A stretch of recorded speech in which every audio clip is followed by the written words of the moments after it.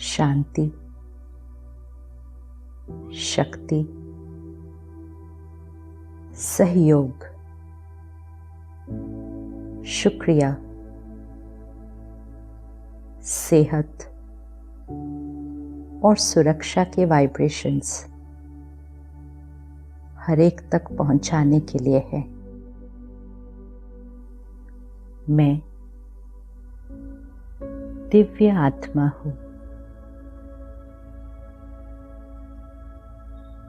Divinity, purity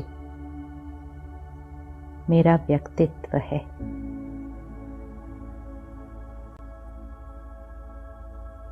मेरी हर सोच, मेरा हर बोल में पवित्र है, दुआ है, ब्लेसिंग है।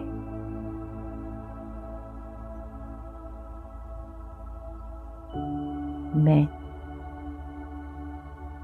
शक्तिशाली आत्मा हूँ।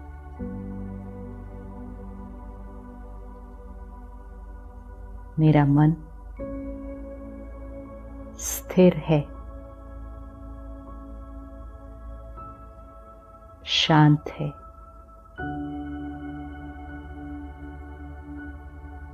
एकाग्र है।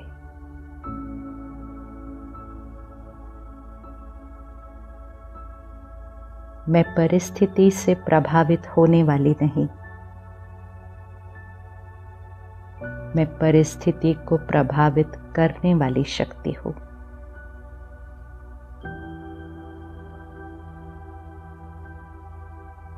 मैं शक्ति स्वरूप आत्मा हूँ।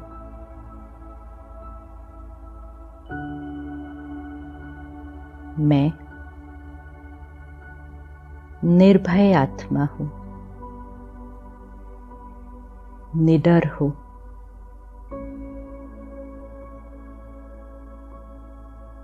fearless and confident.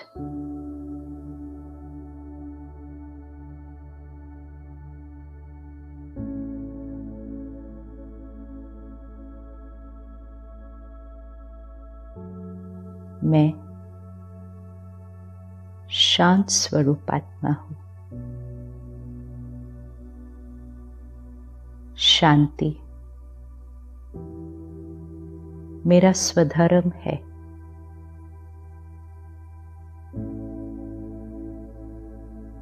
शांति मेरा संस्कार है।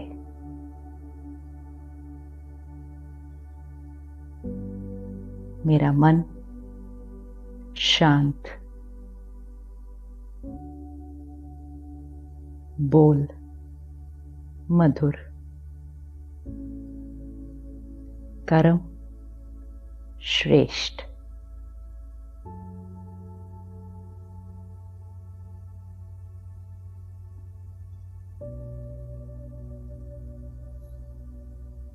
मेरा शरीर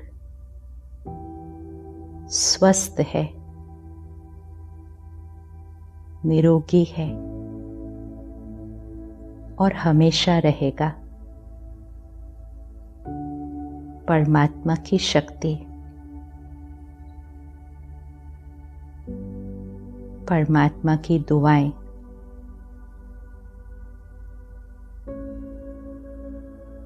मेरे चारों तरफ एक golden white light energy circle है।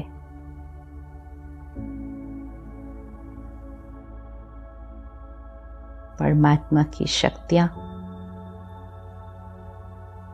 मेरे चारों तरफ कवच है।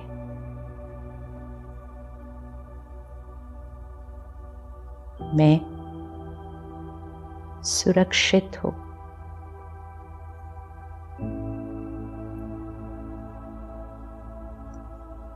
परमात्मा की शक्तियां,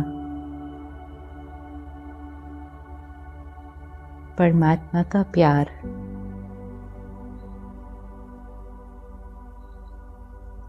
हर एक तक पहुंच रहा है।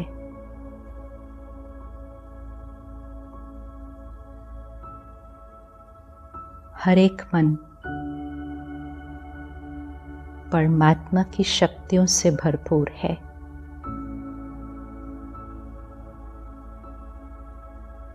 परमात्मा की शक्तियां, परमात्मा की दुआएं इस पूरी सृष्टि पर हर एक तक पहुंच रही है।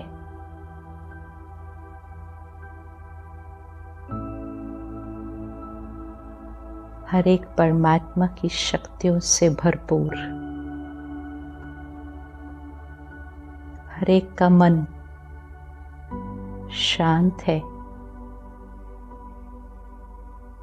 सुखी है, सुरक्षित है।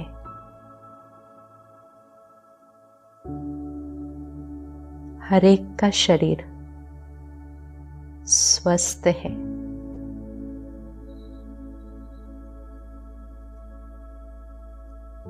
हर एक सुरक्षित है, निडर है, निश्चिंत है,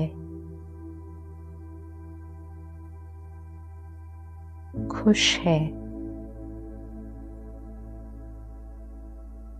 परमात्मा की शक्तियां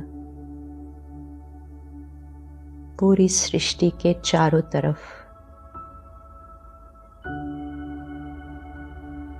प्योरिटी का कवच है।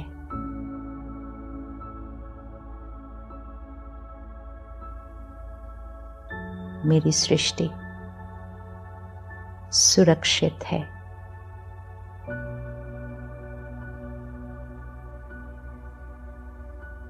मेरा देश सुरक्षित है।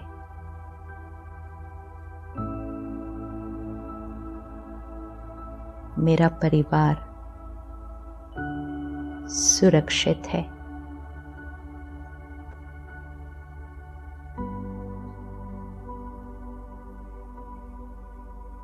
सफलता हमारे लिए निश्चित है। विजय हमारे लिए निश्चित है। परमात्मा का शुक्रिया।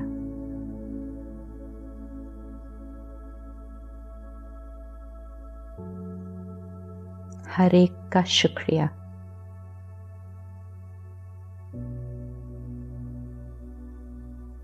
हर एक जो अपना न सोचकर दिन रात सेवा कर रहे हैं, आपका बहुत बहुत बहुत शुक्रिया।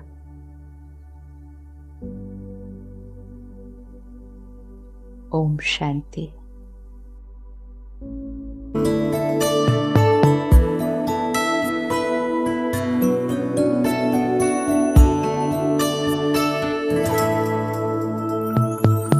हम तो सदा महफूज हुए हैं दाता तेरी याद में, बिन मांगे सब कुछ है पाया, क्या मांगू फरियाद में।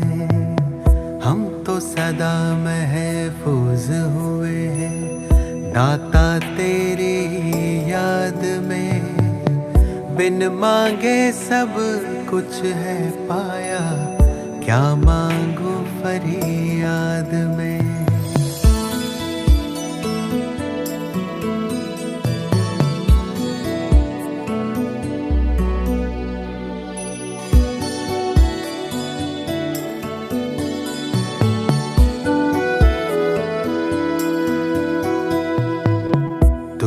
समझता दिल को हमारे, करता मेरी हिफाजत है, तुझ पर ही तो हक है सारे, तू ही मेरी ताकत है, तू ही समझता दिल को हमारे, करता मेरी हिफाजत है। तुझ पर ही तो हक है सारे, तू ही मेरी ताकत है। तू ही सबसे पहले दिल में, बाकी सब है बाद में। हम तो सदा महफूज हुए हैं भगवन तेरी याद में। तू ही सबसे पहले दिल में, बाकी सब है बाद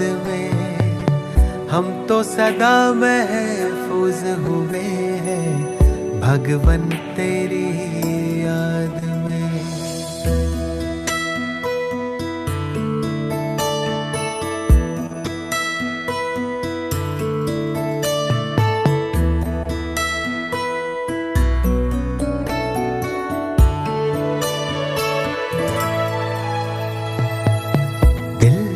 गाता तू वो गजल है, तू ही भरता मुझ में बल है। तुझसे मुकम्मल मेरी सांसें, तू ही जीवन सबका तराशे।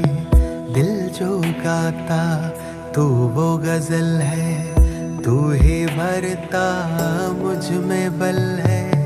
तुझसे मुकम्मल मेरी सांसें, तू ही जीवन सबका तराशे। तुमने दी है हर एक खूबी मुझको आशीर्वाद में। हम तो सदा महफूज हुए हैं साहिब तेरी याद में। तुमने दी है हर एक खूबी मुझको आशीर्वाद में। हम तो सदा महफूज हुए हैं साहिब तेरी याद में।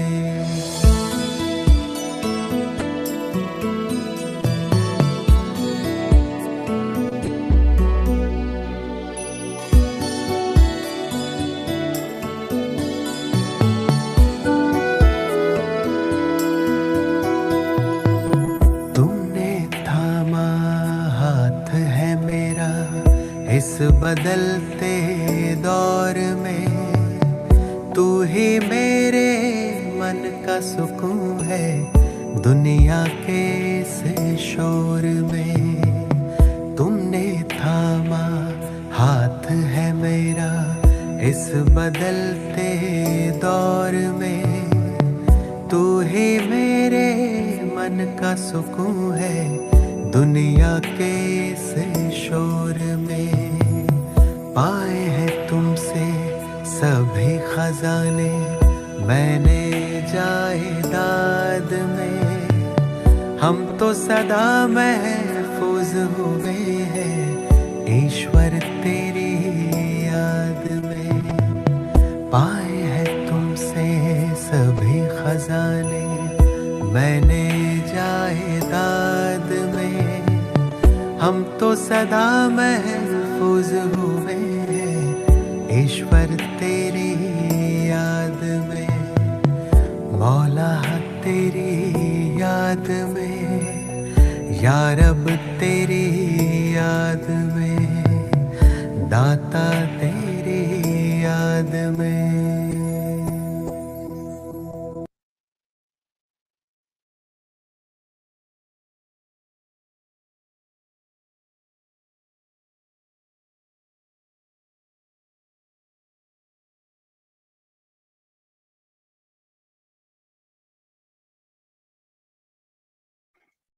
शांति। गुड इवनिंग शांति। बहुत सुंदर गीत हम सभी सुन रहे थे। क्या सुना हमने गीत में?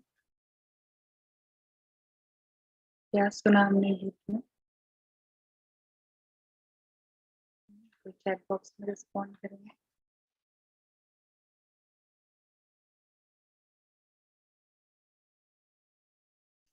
अच्छा, कल हमने बात की थी। कल किस बारे में बात की थी हमने? कल कर्म सिद्धांत के बारे में बात की थी। बहुत सारी बातें हमने समझी कि कर्म का सिद्धांत कैसे काम करता है, हमारा हर कर्म काउंटेबल है। फिर हमने वेरी गुड, अच्छा सबके सबके आंसर्स आ गए, वेरी गुड। हम सब ने कुछ पा लिया है। सबसे पहले तू ही दिन बाबा, हम तो सदा महफूज हैं बाबा तेरी याद में। वेरी गुड, अच्छे से सुना है सभी ने। तो क्या बात कर रहे थे हम? कर्म सिद्धांत के बारे में हमने कल बात की थी, और एक एक बात वहां पर शुरू हुई थी, वो थी 84 जन्मों की बात, 84 जन्मों की कहानी। तो आज हम पहले उसको थोड़ा सा समझेंगे, और उसके बाद हम ब्रह्मा कुमारी संस्था की स्थापना कैसे हुई और कैसे शिव बाबा ने सारा ज्ञान हम सब मनुष्य आत्माओं को दिया, उस पर भी बात करेंगे। पर उन सभी से पहले हम सब क्या करेंगे? क्या करेंगे हम सब? कुछ देर के लिए मेडिटेशन करेंगे। तो सब जहां भी बैठे हैं सीधा होकर के बैठेंगे। जी,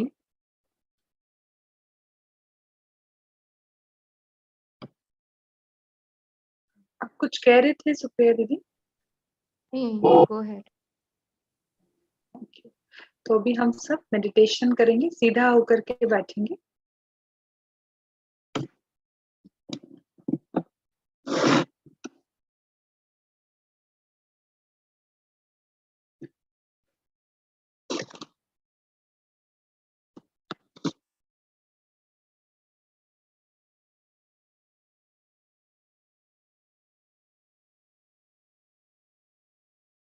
अपने मस्तक के बीच स्वयं के दिव्य ज्योति स्वरूप को देखें।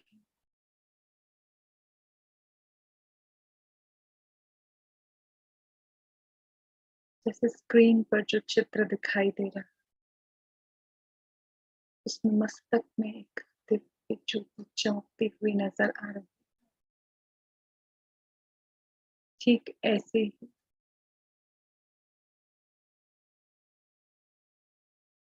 स्वयं की भौतिक देह में मस्तक प्रकृति के बीच स्वयं के दिव्य ज्योति स्वरूप को देखें।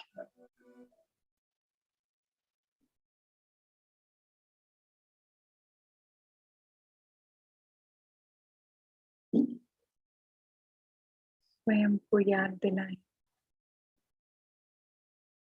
अपने निज स्वरूप की। मैं शांत स्वरूप आत्मा हूँ।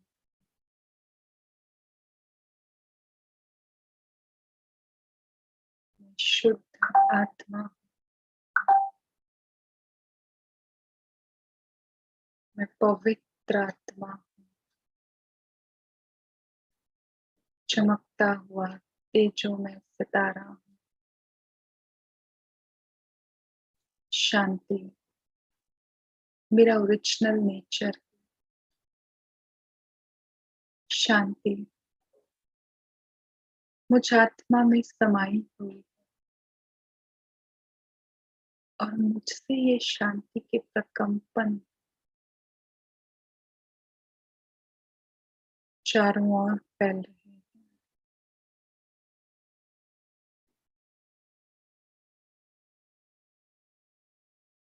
जिस भी स्थान पर हम बैठे हैं, घर में, ऑफिस में, गार्डन में, अनुभव करें कि मस्तक से ही शांति के प्रकंपन, प्योरिटी के वाइब्रेशन चारों ओर फैल रहे हैं। चारों ओर का वातावरण एकदम शांत होता जा रहा है। सारी हलचल, लो एनर्जी, नेगेटिव एनर्जी सब फिनिश होती जा रही है। मुझ शांत स्वरूप आत्मा की शांति के प्रकंपन पूरे वातावरण को शांत करते जा रहे हैं।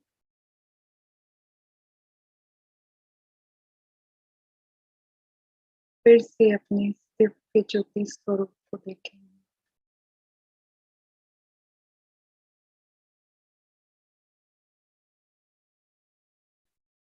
और इसी स्थिति में स्थित होकर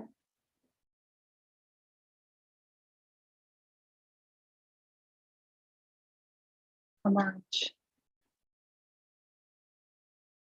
इस यात्रा को प्रारंभ करेंगे।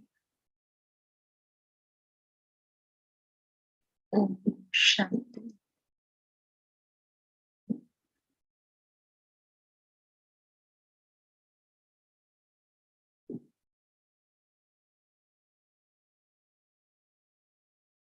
सबने मन को शांत किया। जो बहुत सारी ऊपर नीचे की वाइब्रेशंस थी, कहीं की इधर की उधर की, अभी हम सब एक ही जगह पर एक ही फ्रीक्वेंसी में बैठे है ना। तो कल हमने बात की थी कर्म सिद्धांत के बारे में, और वहां जो एक बात हमारी अधूरी रह गई थी वो थी 84 जन्मों की बात। हमने बात की थी ना, मनुष्य आत्मा 84 लाख योनियां नहीं लेती है। कितने जन्म लेती है? कितने जन्म लेती है मनुष्य आत्मा? 84 लाख जन्म होते हैं या सिर्फ 84 होते हैं? क्या विचार? 84 होते हैं, ओनली 84। 84 लाख नहीं होते। 84 लाख की जो बात है कि 84 लाख योनिया, तो 84 लाख 84 लाख स्पीशीज हो सकती है संपूर्ण संसार में। देयर में भी 84 lakh species present in the whole world, but हम 84 स्पीशीज में जाएं, आज मनुष्य है, कल कुत्ता बने, परसों बिल्ली, फिर कुछ और, वो पॉसिबल नहीं है। और ये जो 84 जन्म है, ये हम कितने सालों में लेते हैं? कितने समय में हमारे 84 जन्म होते हैं? अंजना जी लिखते हैं 5000 ईयर्स। Very good. अब एक चीज और इसमें जानने की है। एक चीज तो ये जानने की है कि ये जो 5000 वर्ष है ना, इसमें 84 बर्ड्स का क्या डिस्ट्रीब्यूशन है ना। तो देखिए, सतयुग में जब आत्मा, क्योंकि सतयुग की आत्मा प्योर है, हम फिर से उस सर्कल को याद करेंगे, सृष्टि चक्र को याद करेंगे। चारों युगों में हम देखते हैं हमारे कितने जन्म हुए। सतयुग, त्रेता, फिर द्वापर और फिर कलयुग। सतयुग में आत्मा क्योंकि प्योर है, जब सोल प्योर है, शरीर भी शुद्ध है, क्योंकि प्रकृति भी सतो प्रधान है, प्योर है। तो आत्मा और शरीर दोनों प्योर है। तो जो हमारी एवरेज लाइफ है, एवरेज उम्र है मनुष्य की, देवात्माओं की, वो कितनी होगी?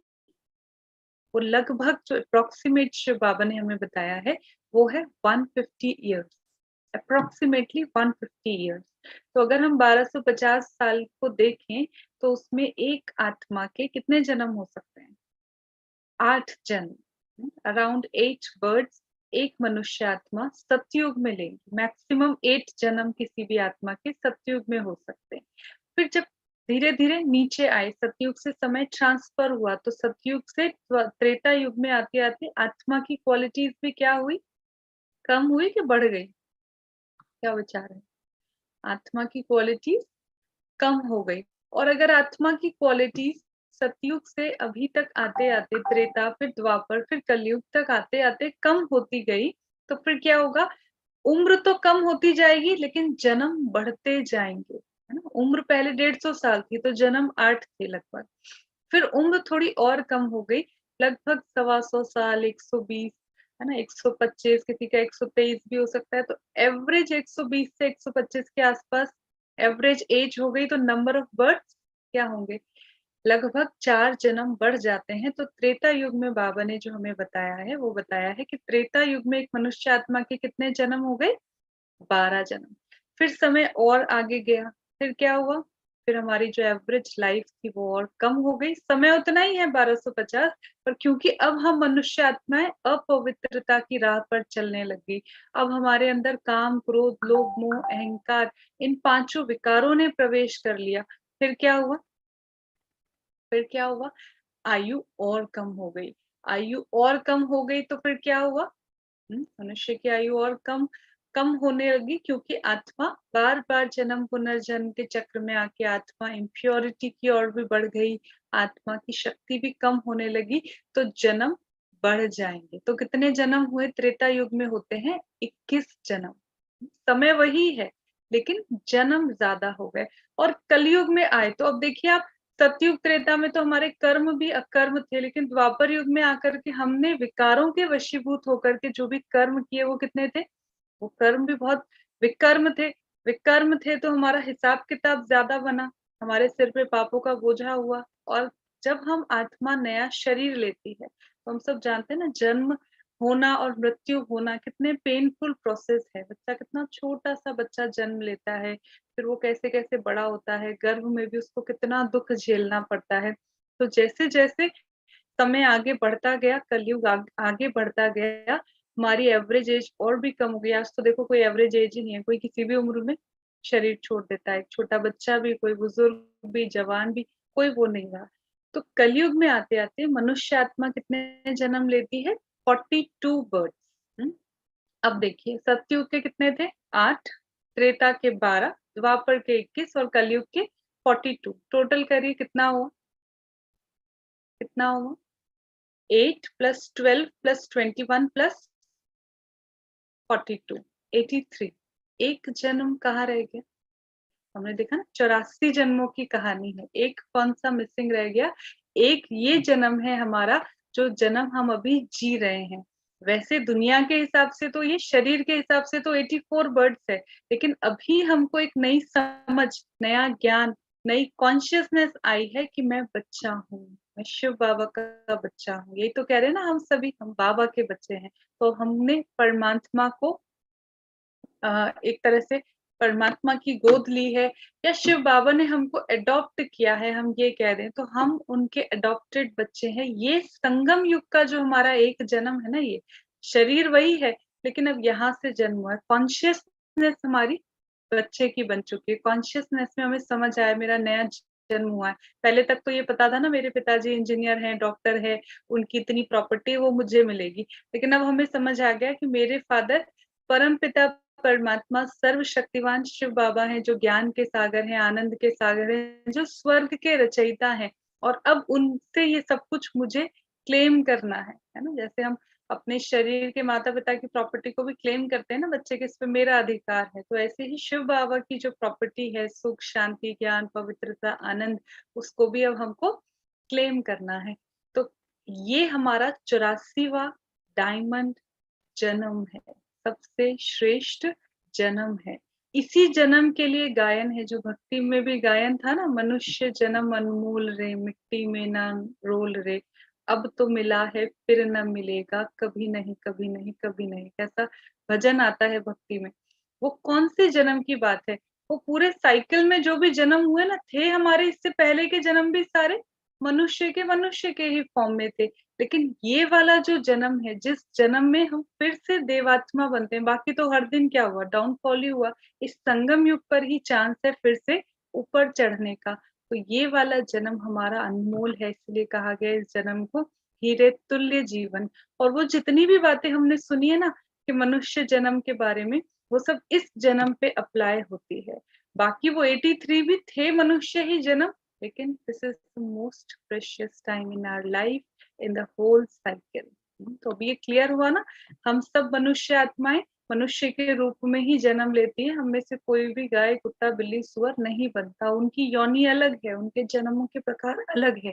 कई बार कुछ भाई बहने प्रश्न पूछते हैं कि हमने तो आज तक ऐसा सुना है, अगर छिप छिप के कुछ खाएंगे तो बिल्ली बनेंगे, छिप छिप के किसी की बातें सुनेंगे तो छिपकली बनेंगे। लेकिन अब बताइए, मैंने गलत कर्म किए, उसके बाद में बिल्ली और छिपकली बन गई, तो क्या आप बिल्ली और छिपकली को ये रियलाइजेशन है कि उन्होंने कुछ रॉन्ग किया, इस कारण वो बिल्ली और छिपकली है? क्या विचार है?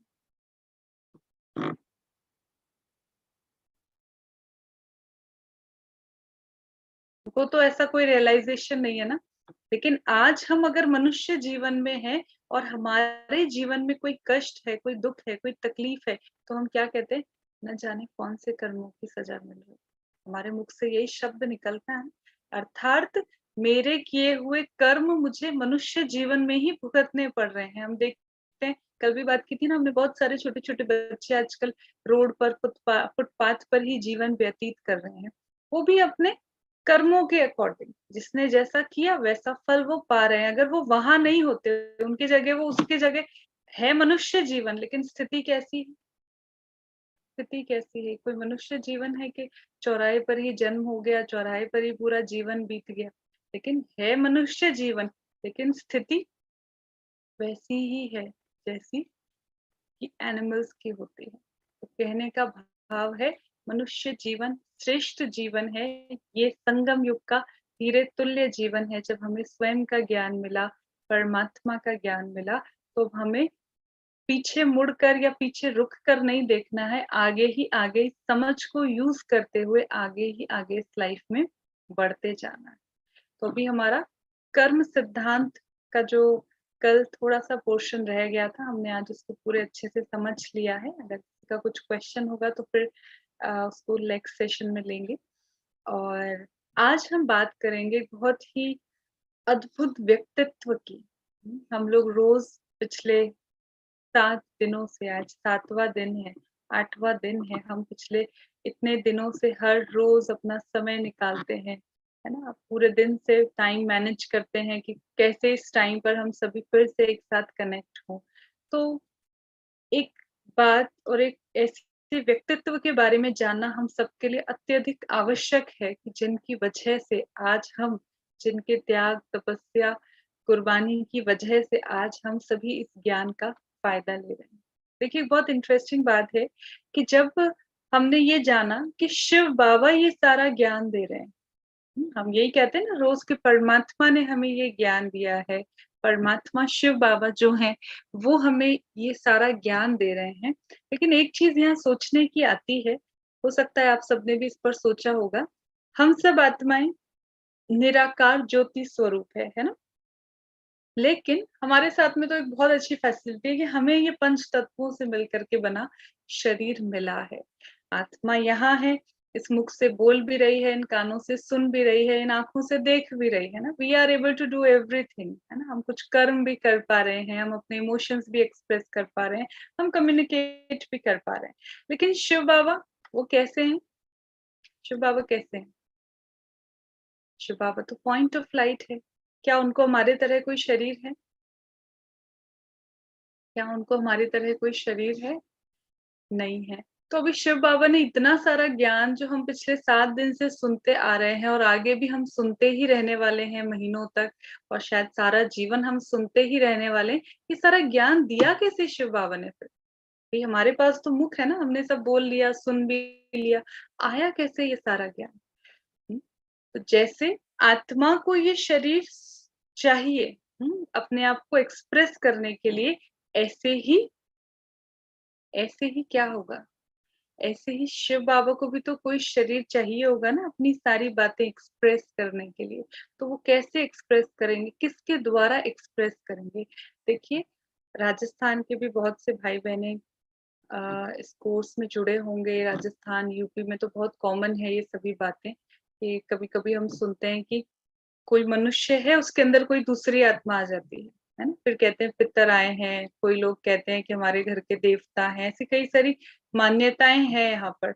और उसमें क्या दिखाते हैं वो कि कोई और आत्मा जिसने कुछ समय पहले शरीर छोड़ दिया था, हमारे ही परिवार के कोई संबंधी थे, वो अब उन्होंने शरीर छोड़ दिया, परंतु अब वो इनके उस दूसरे व्यक्ति के शरीर में आकर के अपनी जो अधूरी बातें रहती है उनको आके कंप्लीट करते हैं। ऐसा आप में से कईयों ने सुना होगा। तो उसको कहते हैं पर काया प्रवेश। ये एग्जाम्पल यहाँ इसलिए दिया जा रहा है क्योंकि जैसे एक साधारण मनुष्य आत्मा भी अपना मैसेज कम्युनिकेट करने के लिए किसी और मनुष्य के तन को ओवरटेक करके वहां आकर के, उसमें आकर के अपना मैसेज दे सकती है, तो क्या परमात्मा किसी मनुष्य के तन का आधार लेकर के ये सारा राजयोग का ज्ञान हमें नहीं शेयर कर सकते? क्या विचार है आप? जब एक साधारण मनुष्य आत्मा, हम और आप जैसे, वो ही जब किसी और के शरीर में आकर के अपनी सारी बातें शेयर कर लेती हैं, तो परमात्मा जो सर्वशक्तिवान है, जो इस प्रकृति का, जो इस पंच तत्वों से मिलकर बनी प्रकृति का मालिक है, क्या वो किसी मनुष्य के शरीर में प्रवेश करके अपना ज्ञान नहीं दे सकते? क्या विचार है? परमात्मा भी इस सृष्टि पर पर काया प्रवेश करते हैं। प्रकृति के पंच तत्वों को अधीन करके पर काया प्रवेश कर किसी दूसरे मनुष्य के तन में प्रवेश करके राजयोग का ज्ञान हम सभी आत्माओं को देते हैं। Now this is very interesting कि वो कौन थे, वो कौन भाग्यशाली आत्मा है, वो कौन ऐसी श्रेष्ठ और महान आत्मा है इस सृष्टि पर जिसके तन में परमात्मा शिव ने प्रवेश किया। तो आज हम एक कहानी, बहुत शॉर्ट में, कहानी तो इतनी है, हमारी संस्था की जो दादियां हैं और बड़ी दीदियां हैं, अगर हम उनसे वो कहानी सुने तो उनको तो कई घंटे, कई हफ्ते और कई महीने लग जाएं वो कहानियां सुनाने में कि वो व्यक्तित्व कौन थे। लेकिन यहाँ हम बहुत शॉर्ट में, इसके बाद हम आपको कुछ वीडियो लिंक्स भी शेयर करेंगे जिसको अगर आप क्लिक करेंगे तो आप वो पूरी जीवन कहानी देख पाएंगे, एक मूवी के फॉर्म में, वीडियो के फॉर्म में। लेकिन यहाँ अभी हम बहुत शॉर्ट में उस बात को, उस भाव को समझने की कोशिश करेंगे कि वो व्यक्तित्व कौन थे। ये बात है दादा लेखराज की, जिनका जन्म अनडिवाइडेड इंडिया में सिंध, कराची के इलाके में हुआ था।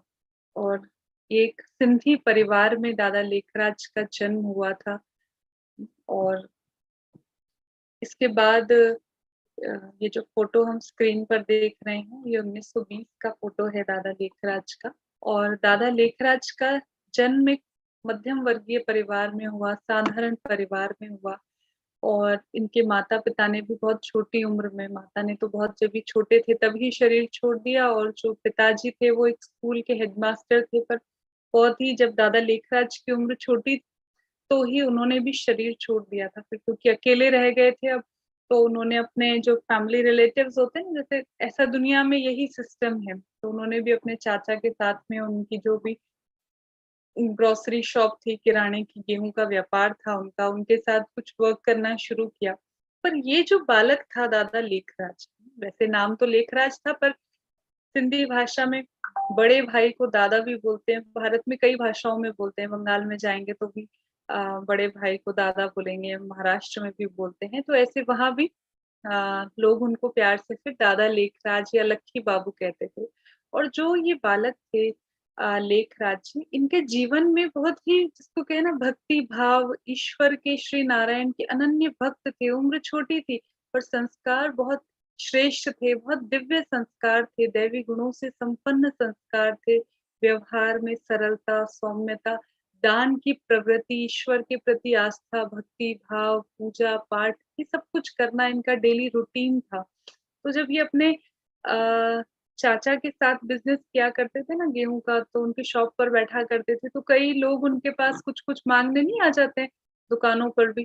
तो जो भी कुछ मांगने आता है ना, वो उनको अच्छे से खुले हाथ से उसको वहां से उठा करके और अनाज दे देते थे। अब वो चाचा जी देखते तो उनको तो अच्छा नहीं लगता कि भैया तो मेरे को एक दिन खाली करके ही छोड़ेगा, इतना इतना डोनेट करेगा। तो उन्होंने उनको कुछ कह दिया, तो उसी दिन से फिर बाबा ने डिसाइड किया कि फिर मुझे अपना ही, क्योंकि अगर मुझे कुछ डोनेट करना है तो definitely I have to earn on my own. तो उन्होंने डिसाइड किया कि मुझे अपना ही कारोबार शुरू करना है। तो फिर वो वहां से मुंबई गए और वहां जाकर के उन्होंने ज्वेलरी का बिजनेस सीखा और फिर आकर के अपना बिजनेस शुरू किया।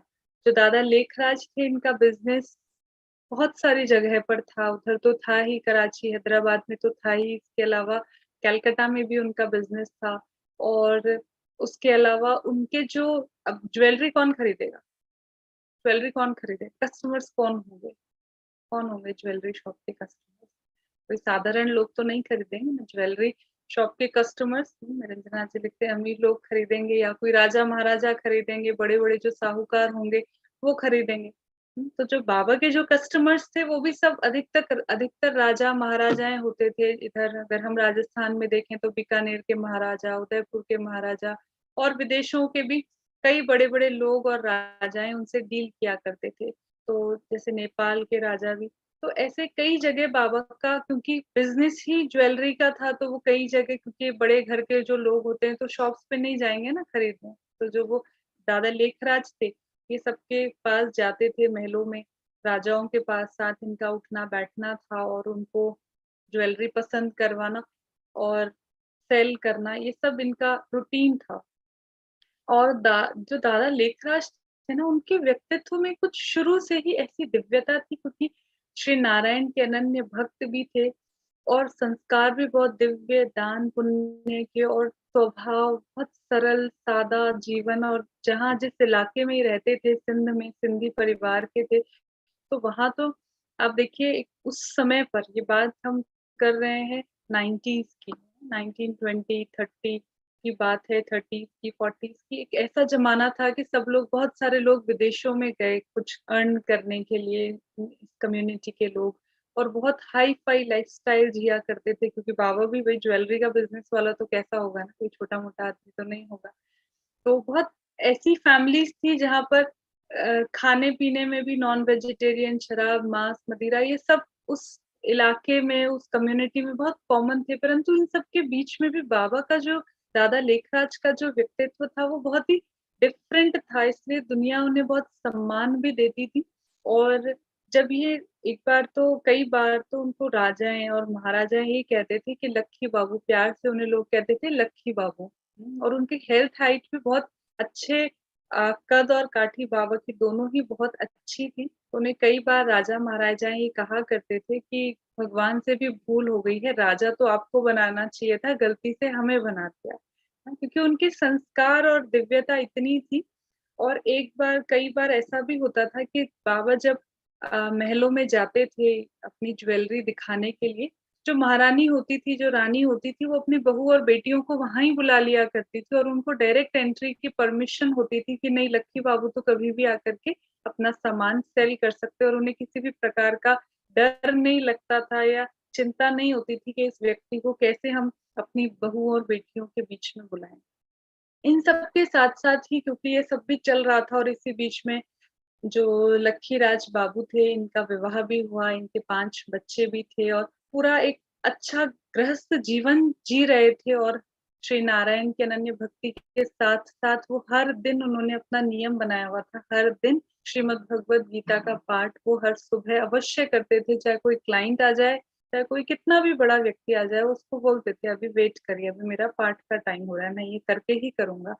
और जब रिश्ता बड़े लोगों के साथ होता है, तो हम खुद भी जाते हैं और वो भी फिर हमारे यहाँ आते हैं। तो बाबा के घर में भी कभी कोई विवाह हुआ बच्चों का, या कोई पोते पोतियों का कभी कुछ जन्मदिन मनाया जाए, या बाबा के घर में कोई गेट टुगेदर होता था, तो ये बड़े बड़े लोग आते थे। और क्योंकि अब बाबा का जीवन तो बहुत सात्विक था, तो पार्टीज में ना तो कोई नॉन वेजिटेरियन फूड हुआ करता था, ना ही कोई मांस मदिरा। तो लोग कहते थे लक्की बाबू आपकी तो पार्टी फीकी रह गई, लोग ऐसे मुंह पर ही बोल देते थे। तो बाबा कहते थे कि ठीक है, चाहे फीकी रह गई, लेकिन हम आपके लिए अपने नियमों और अपने सिद्धांतों को तो नहीं छोड़ सकते हैं, है ना। वो आप अपने वहां अपने स्थान पर जाकर के भी वो सब चीजें यूज कर सकते हैं। तो इस तरह से बाबा का जीवन बहुत ही दिव्य था। और ईश्वर के प्रति जो उनकी इतनी आस्था थी, इतना गहन विश्वास था, उसके लिए उन्होंने अपने जीवन में 12 गुरु किए ईश्वर को पाने के लिए। एक गुरु किए,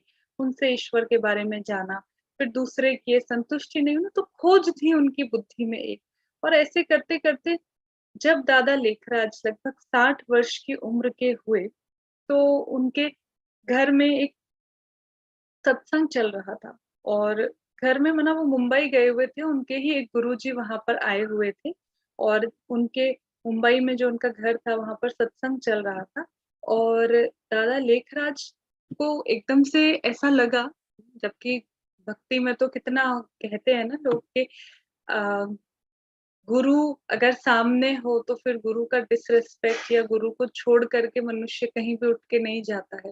लेकिन उस दिन कुछ ऐसी विचित्र घटना हुई कि बाबा बैठे तो थे सत्संग सभा में, लेकिन उनको बैठे बैठे ही कुछ ऐसा इंस्पिरेशन आया, कुछ ऐसा अनुभव हुआ कि वो उठ के गए, कुछ कुछ उनको हलचल हुई अंदर में।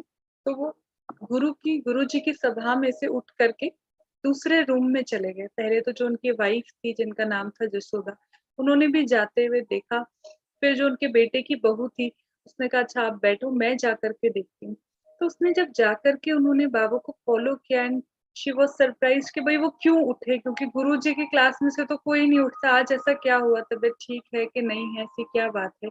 तो जब उन्होंने वहां जाकर के देखा, तो वो गेट पर ही रुक गई और देखा कि बाबा तो जैसे एकदम किसी और स्थिति में मगन है। और बाबा के सामने और पूरे रूम में जैसे कोई special divine light, red colour की लाइट फैल गई हो और बाबा की आंखों में से भी कोई रोशनी निकल रही हो और पूरा चेहरा जैसे बल्ब की तरह जल उठा हो। तो वो देखती रही बाहर खड़ी होकर के, और कुछ ही क्षणों में उनको जैसे कुछ आवाज बाबा के मुख से निकलती हुई सुनाई दी, दादा लेखराज के मुख से। और उसमें 3 शब्द थे।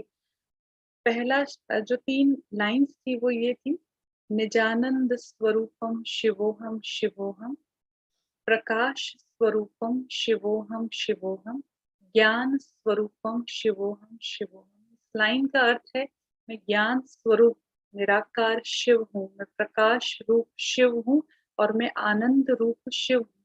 और कुछ कुछ क्षणों के लिए अनुभव चला और ऐसा लगा कि जैसे दादा लेखराज के मुख से ये आवाज सुनाई दी है, और कुछ ही क्षणों में ऐसा लगा कि जैसे कोई वहां से चला गया, कोई लाइट थी जो आई थी और वो चली गई। और जब ये अनुभव समाप्त हुआ तो जो दादा लेखराज थे वो खुद भी सोचने लगे कि कौन आया था, हु केम टू मी। उनको लगा कि कोई तो आया था, क्योंकि कुछ ऐसा था, ऐसा अनुभव हुआ उनको कि कोई शक्ति थी, कोई एनर्जी थी जो मुझे कुछ अनुभव करा के गई है, पर उनको कुछ बहुत ज्यादा समझ नहीं आया।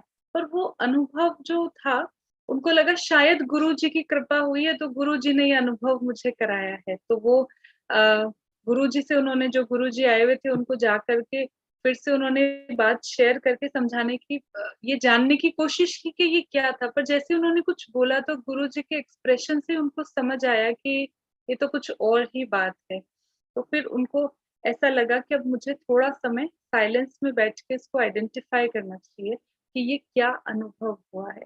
तो वहां से फिर वो अपने, उनके एक मित्र रहा करते थे बनारस में, वो वहां पर जाकर के कुछ दिन, क्योंकि उनका बड़ा सा बंगला और गार्डन, बाग बगीचे थे, तो बाबा ने कहा मैं थोड़े दिन वहां जाकर एकांत में समय बिताता हूँ और मुझे ये जानना है कि ये क्या हुआ था।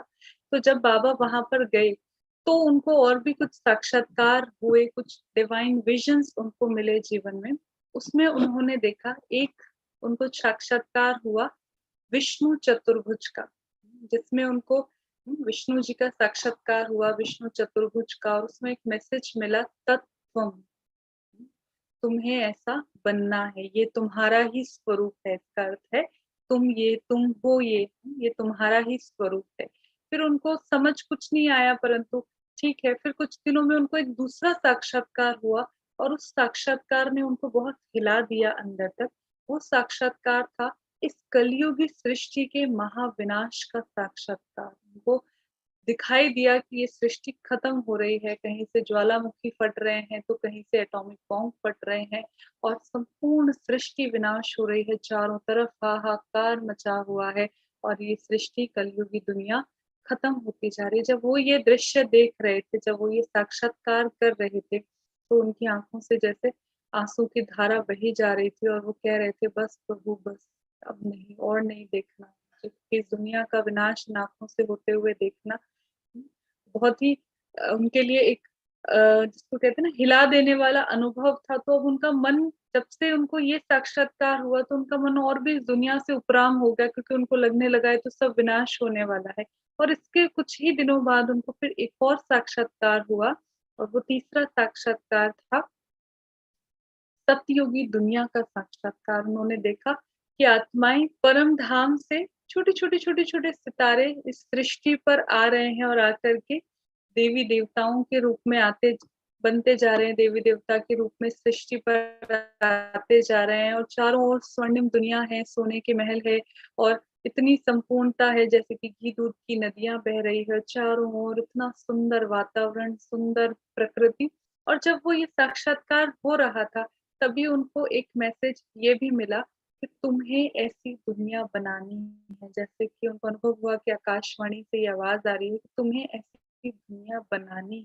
तो एक साधारण मनुष्य जिसको एक तरफ विनाश का साक्षात्कार हो रहा है इस कलयुगी दुनिया के, एक तरफ नई दुनिया की स्थापना का साक्षात्कार हो रहा है, एक तरफ विष्णु चतुर्भुज का साक्षात्कार हो रहा है। कहीं वो ये सुन रहे हैं कि दुनिया विनाश होनी है, कहीं उन्हें लग रहा है कि तुम्हें ऐसा बनना है, कहीं उन्हें ये साक्षात्कार हो रहा है कि तुम्हें ऐसी दुनिया बनानी है। अभी बाबा सोचने लगे, इसलिए उन्होंने और समय एकांत के लिए भी निकाला और अब ये सब कुछ होने के बाद में उनको जैसे अंदर से इंस्पिरेशन आई, क्योंकि उनका बिजनेस बहुत ही अच्छा व्यापार था हीरे जवाहरातों का, जैसे कि हमने बात की ना कि राजाओं महाराजाओं के साथ भी डील हुआ करती थी।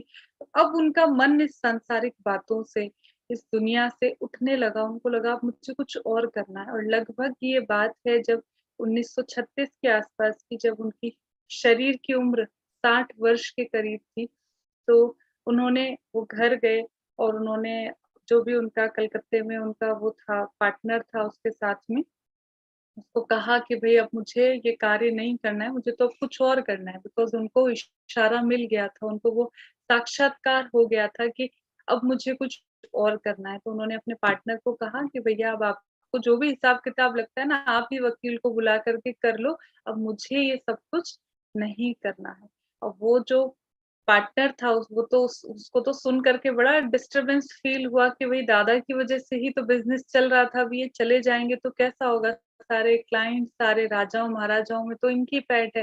लेकिन बाबा ने कहा, मुझे कुछ नहीं करना, मुझे देखना भी नहीं है क्या हिसाब-किताब है, आपको जो ठीक लगता है आप वो करके मुझे दे दो, अब मुझे इस धन से ईश्वरीय कार्य करना है, कोई और कार्य करना है। फिर जब बाबा घर लौटे तो रोज़-रोज़, क्योंकि वो पहले से ही ऐसी प्रवृत्ति के थे, तो उनके पास उनके परिवार के सभी लोग बैठ कर के सुनने लगे, कुछ-कुछ बातें उनके मुख से निकलने लगी और धीरे-धीरे, धीरे-धीरे करके एक पूरा बड़ा संगठन तैयार हो गया। बहुत सारे लोग उस सत्संग में आने लगे और धीरे-धीरे, धीरे-धीरे करके अड़ोस के, पड़ोस के, पहले तो परिवार के ही सुनते थे, फिर और लोग भी आकर के जुड़ने लगे और सबको बहुत दिव्य अनुभव भी होने लगे। सिर्फ ऐसे ही नहीं कि आ रहे हैं और सुन रहे हैं। जब वो लोग सत्संग के लिए आते थे, तो किसी को तो उस सत्संग में बैठे-बैठे ही सतयुग का साक्षात्कार होता था, किसी को राधे का होता था, किसी को कृष्ण का साक्षात्कार होता था। तो बहुत दिव्य अनुभव सबको होने लगे और चारों तरफ उस इलाके में, सिंध कराची के इलाके में बहुत शोर मच गया कि कोई निराला ही सत्संग है, जो भी सत्संग में जाते हैं उनको अलग-अलग साक्षात्कार होते हैं। और इसी सत्संग में एक 16 साल की कन्या आया करती थी जिसका नाम था राधे। वो भी जब, क्योंकि उनके भी घर में कई सिचुएशंस थी, उनके पिताजी ने अभी-अभी शरीर छोड़ा था, तो वो भी बहुत डिस्टर्ब थी। लेकिन जैसे ही वो कन्या इस सत्संग में आई, दुनिया के हिसाब से वो बहुत इंटेलिजेंट थी, पढ़ाई जब स्कूल में भी बहुत, डांस और गीत-संगीत सब में बहुत अच्छी थी और फैशनेबल लड़की थी उस समय की। लेकिन जब वो इधर आई इस सत्संग में, तो इस सत्संग में आने के बाद में उनको भी बहुत अच्छे दिव्य अनुभव होने लगे। और जब ये सत्संग शुरू होता है, रोज दादा लेखराज के मुख से जो भी बातें निकलती, तो वो जो थी जो वो थी राधे जो थी, she was like the most intelligent student, है ना? जितने भी लोग क्लास में आया करते थे उन सभी में, जिसको कहें ना बेस्ट स्टूडेंट या इंटेलिजेंट स्टूडेंट थी। और धीरे धीरे वो जब सत्संग शुरू होता था तो वो रोज ओम की ध्वनि लगाया करती थी, ओम। और जैसे ही ये ध्वनि लगती थी, ओम की धुन लगाते थे, ओम ध्वनि करते थे, तो जो भी लोग सत्संग में होते थे सभी लोग जैसे ध्यान मग्न हो जाते थे। तो उस कन्या का नाम रख दिया, मतलब ऑटोमेटिकली हो जाता है ना, हम जैसे कर्म करते हैं, तो उनका नाम हो गया ओम राधे। और ये सत्संग फेमस हो गया ओम मंडली के नाम से। और ओम मंडली के सत्संग की चारों तरफ जैसे धूम मच गई, हर घर में पता हो गया, अरे वहाँ ऐसा होता है, वहाँ जाते हैं तो कृष्ण का साक्षात्कार होता है, वहाँ जाते हैं तो ये होता है। ऐसी बातें चारों ओर होने लगी और जो लोग उस सत्संग में आते थे, उनके जीवन में बहुत सात्विकता आने लगी, उनका व्यवहार श्रेष्ठ होता गया, उनका मन और बुद्धि एकदम शांत होते गए, उनका जीवन ही बदलने लगा था। तो अब धीरे-धीरे, धीरे क्योंकि सत्संग का नामाचार भी चारों तरफ होने लगा था, तो कई तरह की बातें भी बीच-बीच में आई। लेकिन अब ये हो क्या रहा था? ये क्या था? ये परमात्मा शिव जो सर्वशक्तिवान है, जो निराकार है, जिनके बारे में हमने परमात्मा के परिचय में जाना, उस परमात्मा शिव ने अब इस दादा लेखराज के तन को क्या कर लिया था, एक तरह से एक्वायर कर लिया था। उस तन के द्वारा अब वो अपना कार्य कर रहे थे, क्योंकि ये जो सब कुछ हो रहा था, दिव्य साक्षात्कार होना और ये जो जो भी सब हो रहा था, ये सब कैसे हुआ? ये सब दादा लेखराज का नहीं था कार्य, ये सब था परमात्मा शिव का कार्य, जो दादा लेखराज के द्वारा वो करवा रहे थे। तो फिर शिव बाबा ने जो शिव बाबा ने ब्रह्मा तन में प्रवेश किया, उन्होंने उसका नाम रखा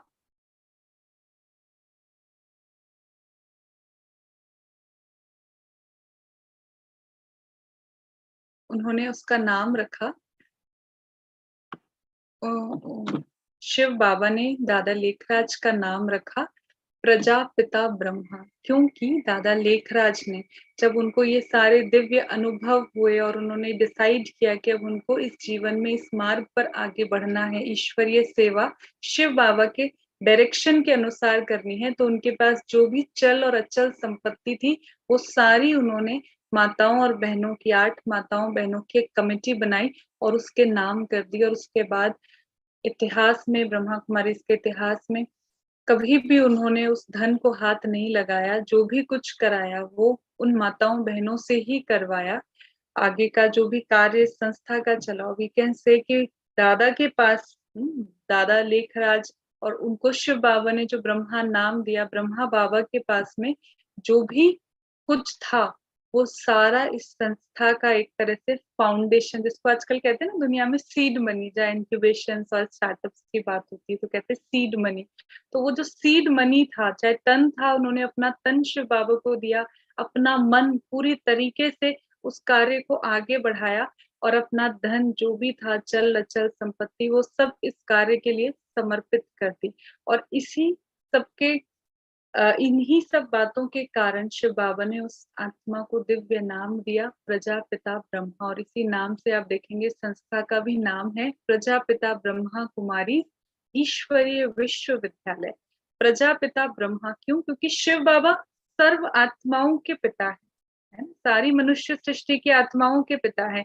शिव ने जिनमें प्रवेश किया, जिसके मुख से अपना ये ज्ञान दिया, और जिसने भी अपना 60 साल की उम्र में, तो हम कहाँ रिटायरमेंट की सोचते कि अब कुछ नहीं करेंगे, उस उम्र में जिस मनुष्य आत्मा ने अपना तन मन और धन सब उस ईश्वर पर न्यौछावर कर दिया, क्योंकि उनको ये अनुभव हुआ कि परमात्मा इस सृष्टि पर नई दुनिया की स्थापना करने के लिए आए हैं, उस श्रेष्ठ मानव का, आदि मानव को उन्होंने नाम दिया प्रजापिता ब्रह्मा। और इसके आगे आता है ईश्वरीय विश्वविद्यालय, प्रजापिता ब्रह्मा कुमारी ईश्वरीय विश्वविद्यालय। कुमारी क्यों? क्योंकि परमात्मा शिव बाबा जब इस सृष्टि पर आए तो उन्होंने आकर के जो ज्ञान ब्रह्मा मुख से जो ज्ञान उच्चारा, वो उसका एक तरह से क्या है ना, जिसको वो कहते हैं रिस्पॉन्सिबिलिटी की ये ज्ञान अब सारी दुनिया में फैले, हर एक मनुष्य आत्मा को परमात्मा का परिचय मिले, वो रिस्पॉन्सिबिलिटी उन्होंने एक तरह से वो ज्ञान का कलश माताओं और बहनों के सिर पे रखा। ये वो समय है हमारे इतिहास में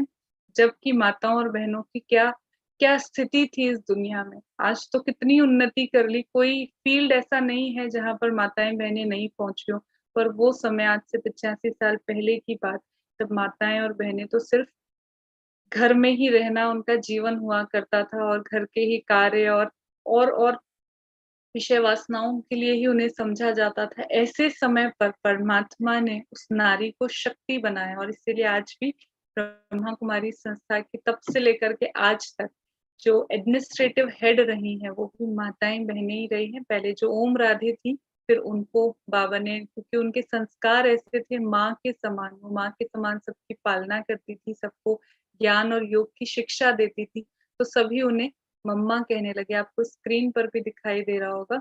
उम्र तो छोटी थी, 16 वर्ष की ही थी, लेकिन धीरे धीरे कम उम्र में ही उनके अंदर ऐसे संस्कार आ गए जिससे सब उन्हें माँ कहने लगे, मम्मा कहने लगे।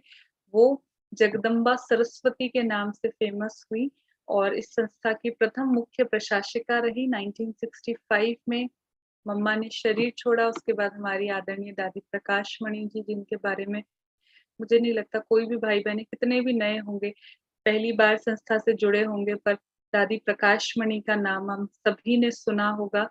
दादी प्रकाश मणि ने संस्था को 1965 से लेकर के 2007 तक लीड किया और उनकी लीडरशिप में हजारों सेवा केंद्र पूरे विश्व में खोले गए। और 2007 में जब दादी प्रकाश मणि ने शरीर छोड़ा तो हमारी दादी जानकी, जिनको भी आप सभी जानते होंगे, उनकी भी कई विशेषताएं हैं। फिर दादी गुलजार और अभी वर्तमान में आदरणीय दादी रतन मोहिनी जी इस संस्था की चीफ हैं और वो इसे संभाल रही हैं। परंतु ये जो सारा कारवां चला, ये जो सारी बातें हुई कि शिव बाबा ने दादा लेखराज के तन में प्रवेश किया, उनको प्रजापिता ब्रह्मा का नाम दिया और ईश्वरीय विश्वविद्यालय, क्योंकि हम रोज पढ़ते हैं ना, देखिए पूरा हमारा कैसे चला है ना, सिलेबस की तरह 7 डेज, पहले हमने ये पढ़ा, फिर ये पढ़ा, फिर ये पढ़ा, सिलेबस। हर रोज आपको क्विज भी मिलता था ना, हर रोज हमने टेस्ट भी किया, कुछ कुछ नोट्स भी बनाए होंगे किसी ने। और अब हम आज हमने एक तरह से हमारा पूरा जो बेसिक था वो आज हम उसको कंप्लीट कर लेंगे और कल एक क्वेश्चन आंसर के बाद हम रोज की पढ़ाई शुरू करने वाले हैं अपनी। तो ये जैसे ईश्वर का स्थापित किया हुआ विश्वविद्यालय है, जो दुनिया में यूनिवर्सिटीज है वो तो एक यूनिवर्सिटीज और दूसरी यूनिवर्सिटी दोनों के आपस में syllabus, system, course content, everything is different. ये यूनिवर्सिटी ये कोर्स ऑफर कर रही है, दूसरी यूनिवर्सिटी दूसरा ऑफर कर रही है, पर परमात्मा ने जो यूनिवर्सिटी एस्टैब्लिश की है, वर्ल्ड स्पिरिचुअल यूनिवर्सिटी, हम सभी भाई बहने भारत के चाहे विदेश के, आजकल तो साइंस एंड टेक्नोलॉजी ने इतनी हेल्प की कि हम सभी हर रोज सेम पढ़ाई पढ़ते हैं और हम सबके लिए वो इक्वली एप्लीकेबल है।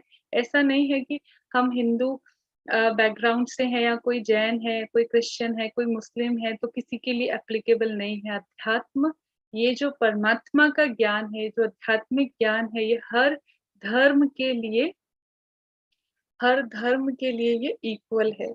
और जब हमने अब हम फिर से चलते हैं पीछे की तरफ कि जब ये सत्संग की शुरुआत हुई थी 1936-37 में, फिर ये सब कुछ हुआ, ओम मंडली के नाम से फेमस हुए, तो ये वहीं चलता रहा और लगभग 14 साल तक एक जो लोग सत्संग में आया करते थे ना, बहुत सारे लोग हो गए धीरे धीरे करके, तो लगभग 350 भाई बहनों का एक ग्रुप बना जिन्होंने कि अपना सर्वस्व समर्पण किया इसके लिए। उनको भी परमात्मा से जैसे जैसे वो सत्संग में जाते थे, जैसे जैसे उन्हें वो समझ आई और जितना उन्होंने दिव्य अनुभव किए, तो उनको भी ये रियलाइज हुआ कि अब हमें भी अपना जीवन इस ही मार्ग पर आगे बढ़ाना है। तो उसमें कुछ परिवार थे जिसमें हस्बैंड, वाइफ, बच्चे थे, कई बच्चे, तो कई तो पूरी फैमिली थी, कई बूढ़े थे, कोई जवान थे, ऐसे करके लगभग 350 भाई बहनों का एक ऐसा ग्रुप बना जिन्होंने कि 14 साल तक, तो कहेंगे ना, जो शिव बाबा ने ब्रह्मा मुख से जो ज्ञान दिया उसको समझा, अपने जीवन में धारण किया और प्रतिदिन योग के अभ्यास से स्वयं को पावन किया। ये फोटो में आप देख सकते हैं, ये उस समय की फोटोज है। ब्रह्मा बाबा ने एक बोर्डिंग स्कूल भी खोला था, क्योंकि वो जो 350 लोग थे ना, उसमें बहुत सारे छोटे छोटे बच्चे भी थे, गर्ल्स भी थी तो बॉयज भी थे, अभी तो उनकी शिक्षा ही नहीं हुई थी, तो जो बड़े बच्चे थे वो उन छोटे बच्चों को पढ़ाते थे। तो ऐसे करके बहुत सारी बातें हुई, पर सब कुछ इतना आसानी से नहीं हुआ। अगर कुछ डिफरेंट और कुछ अलग होता है तो फिर उसका ऑपोजिशन भी बहुत होता है, ये हम सभी जानते हैं। तो ऐसी कई बातें, देखिए कई लोगों ने, कई समाज के ही लोगों ने वहां धरने भी दिए, उन बिल्डिंग्स में जहाँ ये सब लोग रहा करते थे वहां पर कईयों ने आग लगाने की भी कोशिश की और बहुत कुछ किया। ब्रह्मा बाबा मम्मा को मारने की भी कोशिश की गई, बहुत कुछ किया गया, परंतु ये कार्य तो किसका था? ये कार्य तो उस परमात्मा का था और उसको करना था। सब कुछ होते हुए भी आगे बढ़ते ही गए और हम सब तो वो सौभाग्यशाली आत्माएं हैं जिनके आगे आज कोई ऐसा चैलेंज नहीं था। आप सोचिए उस समय छोटे छोटे बच्चे, इनको लोगों ने रोक लिया, धूप में खड़े रहे, कई कई घंटों तक अंदर जाने नहीं दिया।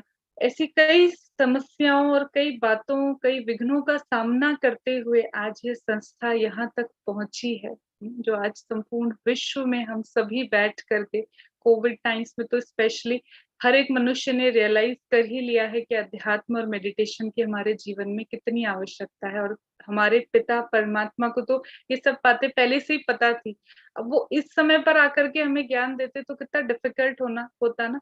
उन्होंने इतने साल पहले ही हमारे लिए सारा फाउंडेशन रेडी करके रखा कि आज जब हमें इस ज्ञान की जरूरत है तो हमें बहुत इजीली मिल रहा है। 14 साल के बाद, क्योंकि इस बीच में 1947 में भारत और पाकिस्तान का विभाजन भी हो गया, 1950 में ये सारी संस्था वहां से पाकिस्तान से कराची से शिफ्ट होकर के, क्योंकि शिव बाबा ने आदेश दिया कि अब इस ज्ञान को अगर संपूर्ण विश्व में फैलाना है तो फिर भारत में शिफ्ट होना पड़ेगा। और 1950 में कराची से ये सारा का सारा ग्रुप ओखा में जो बंदरगाह है, समुद्री रास्ते से होते हुए माउंट आबू में आबू पर्वत पर शिफ्ट हुआ। आप में से कुछ भाई बहने कभी घूमने कभी पिकनिक मनाने माउंट आबू गए भी होंगे, और जो नहीं गए हैं उनको भी जरूर अब तो चांस मिलेगा ही। तो फिर ये सारी संस्था वहां पर सेटल हुई, और 1950 के बाद से ही, क्योंकि अब जो आत्माएं जिन्होंने 14 साल अपने जीवन को तपाया था, now they are all ready to serve the society. तो बाबा ने उनको आदेश दिया कि अब हर भाई बहन को बाबा ने भारत के अलग अलग कोनों में भेजा, और सेंटर्स की स्थापनाएं हुई अलग अलग हर शहर में। पहले एक सेंटर बना, फिर दूसरा, तीसरा, ऐसे करके आज संपूर्ण संसार में लगभग 10,000 से अधिक ब्रह्मा कुमारी के सेवा केंद्र हैं। 140 देशों में ब्रह्मा कुमारी भाई बहनें लोगों को ये मैसेज दे रहे हैं, शिव बाबा के साथ कनेक्ट हो रहे हैं। और हम भी उन महान सौभाग्यशाली आत्माओं में से है जिसको इस सृष्टि पर आए भगवान का परिचय मिला। ब्रह्मा बाबा जो हम सब के, सिर्फ ब्रह्मा कुमारियों के बाबा नहीं है ये। चाहे हमें, जैसे हमने कल देखा था ना, कर्म सिद्धांत, चाहे मुझे पता हो चाहे नहीं पता हो, मुझ पर एप्लीकेबल है। ऐसे ही परमात्मा, चाहे मैं उन्हें जानूं चाहे नहीं जानूं, वो मेरे पिता हैं ही है परमात्मा। ऐसे ही जो ब्रह्मा बाबा है, दादा लेखराज है, ये वही ब्रह्मा है जिसका वेद शास्त्रों में भी गायन है। एक एक इंटरेस्टिंग चीज यहाँ पर शेयर करना चाहेंगे कि अभी तो क्योंकि हम सब ने ना 7 दिन पूरा कोर्स अटेंड किया है, आज अगर हम ये सारी बातें सुन रहे हैं तो हमें तो समझ आ रही है, and we are able to correlate everything. लेकिन अगर इस वीडियो को यूट्यूब पर कोई भी भाई बहने अगर 10 दिन बाद, सालों बाद कोई देखते हैं, और जब वो सिर्फ एक सेशन को सुनते हैं without listening to the previous 7 session, तो कई बार फिर ऐसा लगता है कि ये क्या बातें हो रही है। लेकिन क्योंकि इसीलिए राजयोग मेडिटेशन में आप जब भी ब्रह्मा कुमारी के किसी भी सेंटर पर जाते हैं ना, तो बहन जी कहती है आपने 7 दिन का कोर्स किया है? फिर अच्छा आप बोलेंगे हमने ऑनलाइन किया, फिर भी वो आपको एक बार बोलेंगे अच्छा हम ना एक बार फिर से ऑफलाइन में ना 2-3 दिन में थोड़ा सा रिकैप और रिवाइज कर लेते हैं ना। और अगर आप में से भी जो भी भाई बहने सेंटर पर जाएं और उनको ऐसा ऑफर मिले कि एक बार फिर से हम ऑफलाइन कर लेते हैं, कोई उसमें प्रॉब्लम नहीं है, जरूर करिए। अच्छे से करेंगे, सारे कॉन्सेप्ट अच्छे से क्लियर होंगे। ऐसे नहीं सोचना हमने तो ऑनलाइन कर लिया ना, अभी हमको नेक्स्ट लेवल पर जाना है ना, तो हमको आगे बढ़ते जाना है। तो ऐसे ये संस्था चारों तरफ फैली। अब क्या हुआ 1969 में, 18 जनवरी 1969 को, क्योंकि हमने देखा ना 1936 में तो ब्रह्मा बाबा की एज 30 ऑलरेडी 60 इयर्स की थी, तो 1969 तक ही वाज 93 इयर्स ओल्ड, और 33 साल उन्होंने अपना तन मन धन सब ईश्वर के कार्य में लगाया। और 18 जनवरी तो भौतिक शरीर है ना, इसे तो एक दिन त्यागना ही पड़ेगा। तो 18 जनवरी 1969 में ब्रह्मा बाबा ने अपनी पार्थिव देह का त्याग किया।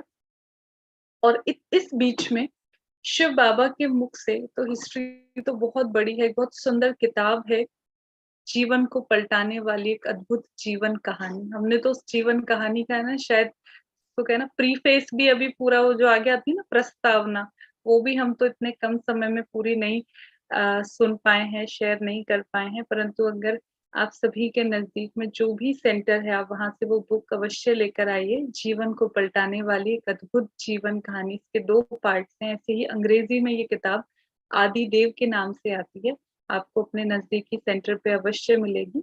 आप जाकर के उस बुक को जरूर लीजिए और उसको पढ़ के देखिए। बहुत कुछ पढ़ा है ना हम सबने जिंदगी में, कई प्रकार की किताबें, और कितने घंटे न्यूज़पेपर पढ़ने में लगा है। एक बुक और कोशिश करके हम पढ़ें, ताकि हम डिटेल में जान सके कि क्यों परमात्मा ने उस शरीर में ही उस मनुष्य को ही चूज किया। क्योंकि ये क्वेश्चन बहुत सारे भाई बहनों के मन में आता है, वाई ओनली ही। बहुत सारे भक्त और थे दुनिया में, ये भी थे, वो भी थे, ऐसे भी थे, वैसे भी थे, उनको ही क्यों चूज किया? तो उसके पीछे के बहुत सारे आंसर्स हम सभी को उस बुक में मिलेंगे। आपके साथ कुछ वीडियो लिंक्स भी शेयर किए जाएंगे, आप उनको भी जरूर देखिएगा।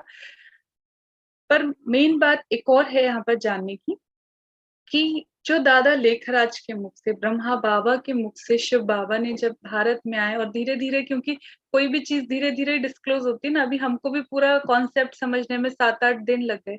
ऐसे ही जीरो से, अब सोचिए, अभी तो हमको पता था कि शिव बाबा ने क्या सुनाया, तो हमको सिर्फ समझने में 2 दिन लगे आत्मा के कॉन्सेप्ट को। लेकिन आत्मा का कॉन्सेप्ट पहली बार ही जब सुना था, तो कितना समय उसमें लगा होगा, तो बहुत सारा समय लगा। उसके बाद शिव बाबा ने ब्रह्मा मुख से जो महावाक्य उच्चारण किए, ईश्वरीय वाणी उच्चारण की, उसको कहते हैं हम ईश्वरीय मुरली, ज्ञान की मुरली। तो ये मुरली क्या है, इसके बारे में हम लेटर ऑन सेशंस में बात भी करेंगे।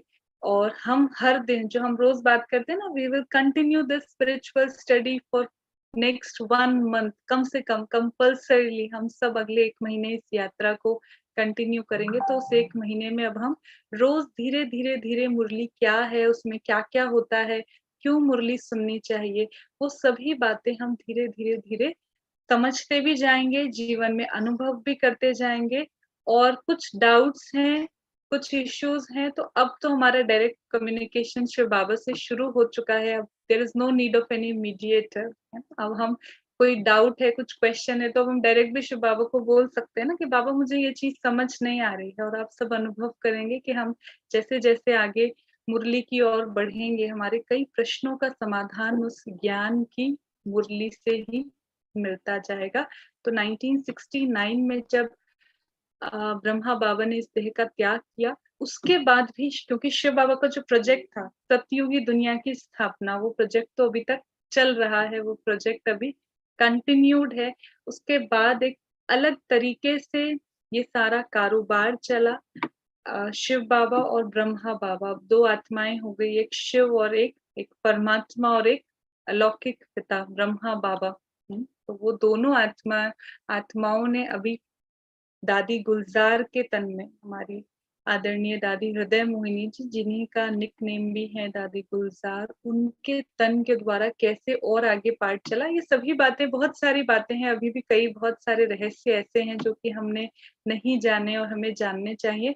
पर समय के साथ साथ जैसे जैसे हम आगे बढ़ते जाएंगे इस रूहानी यात्रा पर, अपनी स्पिरिचुअल जर्नी में, हर एक बात हम समझते जाएंगे। स्क्रीन पर आप फोटो भी देख सकते हैं दादी गुलजार का, कि दादी गुलजार के तन में शिव बाबा और ब्रह्मा बाबा दोनों अवतरित होकर के जो ज्ञान अभी रह गया था सुनाना, जो समझानी हम बच्चों के लिए अभी रह गई थी, बाबा, बाप और दादा, शिव बाबा और ब्रह्मा बाबा दादी गुलजार के तन द्वारा वो ज्ञान वर्षा हम आत्माओं पर करते रहे।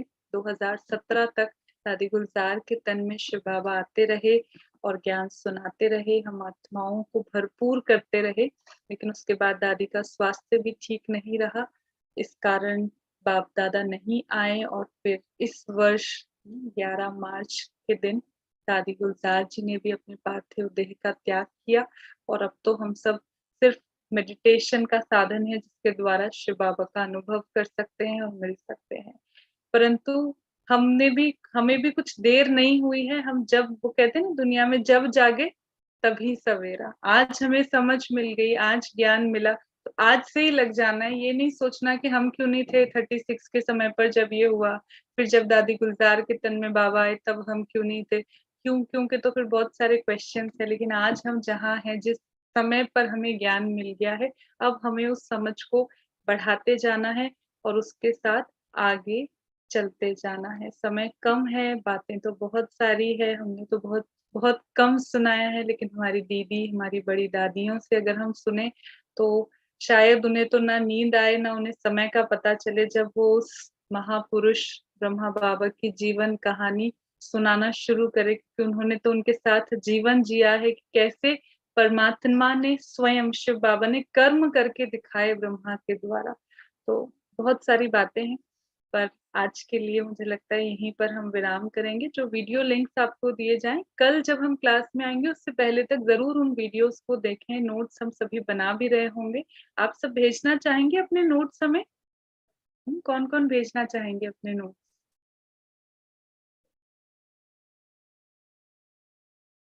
निरंजना जी भेजना चाहेंगे, और बाकी बाकी किसी का जवाब नहीं आ रहा। अंजना जी नहीं भेजेंगे, और कौन भेजेंगे? साई करुणा जी भेजेंगे, बाकी जवाब और किसी का नहीं आ रहा। श्रवण कुमार जी भेजेंगे, मंजूरी बहन भेजेंगे, कृषिका जी भेजेंगे, वेरी गुड। पर इतने से ही लोग भेजने वाले हैं ऐसा? बाकी सब अच्छा, विद्यासागर जी भी भेजेंगे, वेरी गुड। तो सुप्रिया दीदी, आपसे रिक्वेस्ट है, अगर आप ईमेल आईडी शेयर करेंगे तो सभी भाई बहनें वहां पर अपनी नोटबुक को इफ पॉसिबल आप पीडीएफ स्कैन कर लीजिए। मोबाइल में कैम स्कैनर होता है, कैम स्कैनर नहीं तो आजकल कई प्रकार के स्कैनर आते हैं मोबाइल में, उसके थ्रू अगर आप कोई पीडीएफ बनाकर शेयर कर सकते हैं वो भी बहुत अच्छा है, क्योंकि सिंगल सिंगल फोटो होगी तो अलग अलग होंगी। आपको मिला है एड्रेस educationwing@pkivv.org। आप इस ईमेल एड्रेस पर अपनी नोटबुक की स्कैन कॉपी पीडीएफ फाइल बना करके भेजेंगे तो बहुत अच्छा होगा। Thank you. ओम शांति। आपके कोई भी क्वेश्चन हो तो उसे भी आप इस ईमेल आईडी पे भेज सकते हैं educationwing@bkivv.org। और जिनको नोट्स भी भेजने हैं वो भी इस पे भेज सकते हैं। आपको जो भी आज की वीडियो के ब्रह्मा बाबा के जीवन कहानी के जो भी वीडियो लिंक्स हैं सबको ग्रुप में भेज दिए जाएंगे। आप उसे अगर देखना चाहें तो आप देख सकते हैं।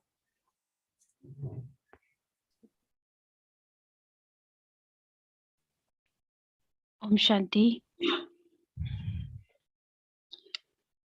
दीदी, आज का सेशन भी हमेशा की तरह बहुत अच्छा और बहुत ज्ञानवर्धक, लेकिन उससे पहले एक सूचना सभी भाई बहनों के लिए कि 30 अक्टूबर यानी कि कल हमारा प्रश्न उत्तर का सेशन रहेगा, तो आप अपने प्रश्न जरूर भेजिएगा और साथ ही हमारे राजयोग एक्सपर्ट उनके बहुत अच्छे से आंसर करेंगे।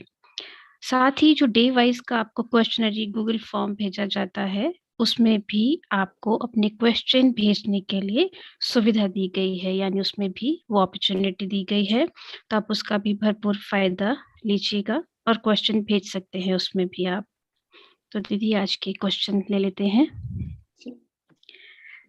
पहला प्रश्न आया है, जो ज्ञान में नहीं आए हैं उनका क्या होगा? शायद ये पूछना चाह रहे हैं ये किस रेफरेंस में है कि जो ज्ञान में नहीं आए? आई थिंक ये शायद बस वो 84 बस इतना ही लिखा है इन्होंने, जो ज्ञान में नहीं आए हैं उनका क्या। लगता है ये वो जो 84 जन्म वाला क्वेश्चन है, बात थी उसके आगे पीछे ये बात कही होगी कि जो ज्ञान में नहीं आए उनका वो 84 वर्ड्स का क्या। तो और भी बहुत बहुत सारी बातें हैं कि अगर ज्ञान में नहीं आए तो फिर ये कैसे और वो कैसे, तो वो तो जैसे चल रहा है वैसे ही चलेगा, जिसका रोल जहाँ है वो आत्मा वही रोल प्ले करेगी।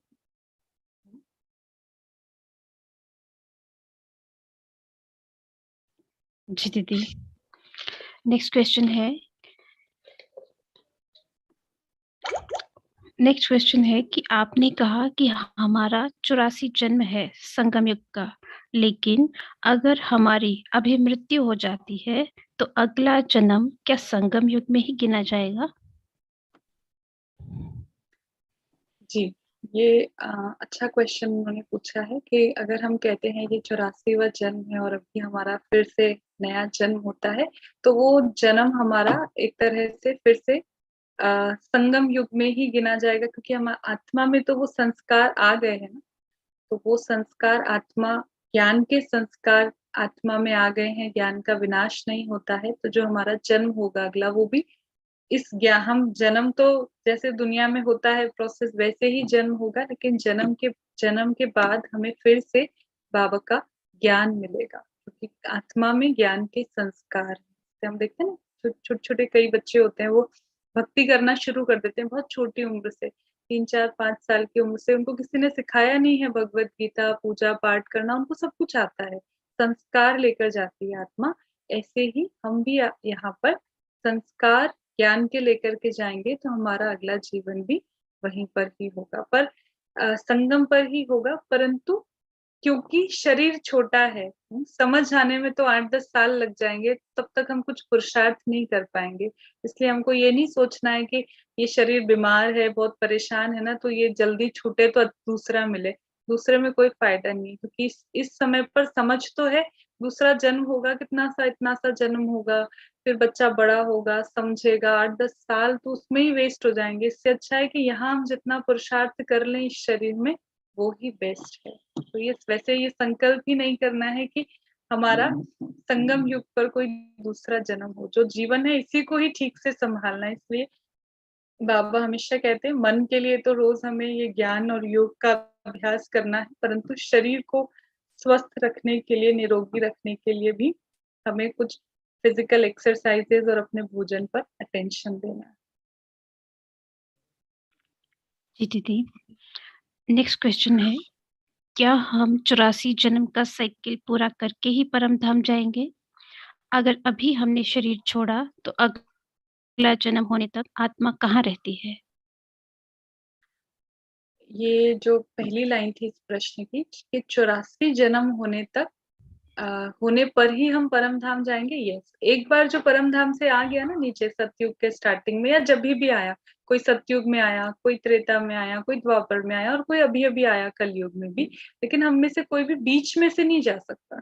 जब तक गेम पूरा नहीं हो, जब तक साइकिल पूरा नहीं हो, तब तक नहीं जा सकते। दूसरा, हम वहां से आ तो जाते हैं, लेकिन अब हमें जाने का रास्ता भी भूल जाता है। फिर जा तो तभी सकते हैं जब संगम युग पर शिव बाबा वहां से आए। इसीलिए परमात्मा को कहते हैं वो हमारे गाइड हैं, मुक्ति दाता है। तो वही हमें फिर मुक्ति धाम में वापस, जब वो आकर के सारा ज्ञान देते हैं, तभी हम जा सकते हैं।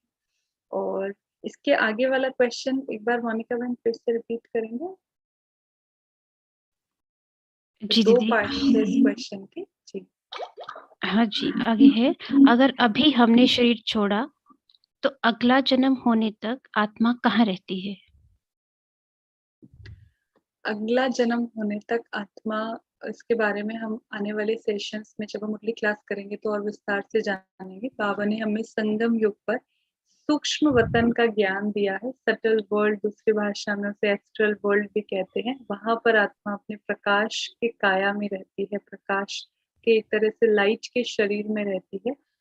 जब दूसरा जन्म होता है तब तक आत्मा वहां रहती जी, नेक्स्ट है, अच्छी विचार लेकिन हमारे घर के लोग हम लोगों से अनसेटिस्फाइड क्यों रहते हैं?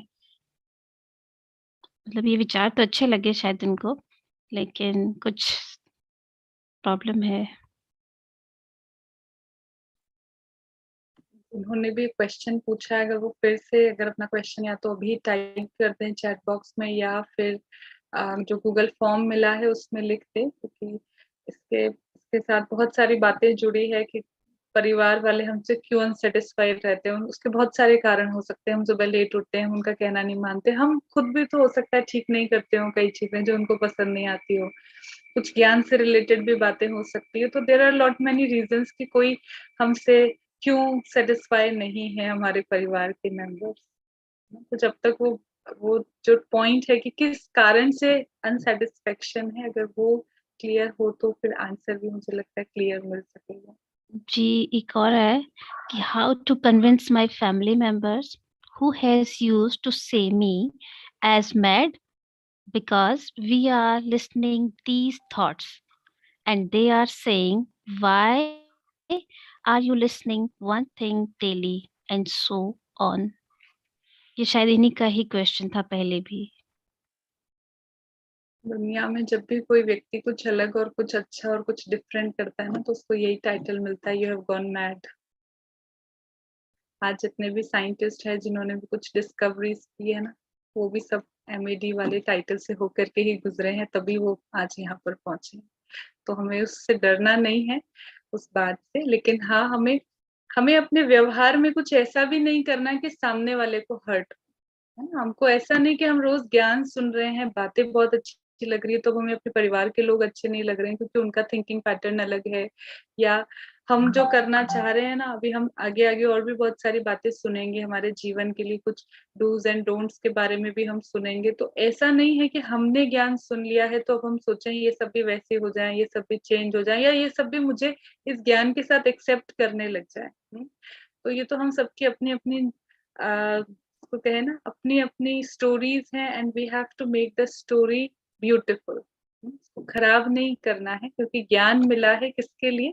जीवन को अच्छा बनाने के लिए, हमारा जो भी फैमिली है उसको और ब्यूटीफुल बनाने के लिए, हमारे रिलेशनशिप्स को और सुंदर करने के लिए, ना कि वहां पर झगड़े क्रिएट करने के लिए, एक दूसरे में मन मुटाव क्रिएट करने के लिए।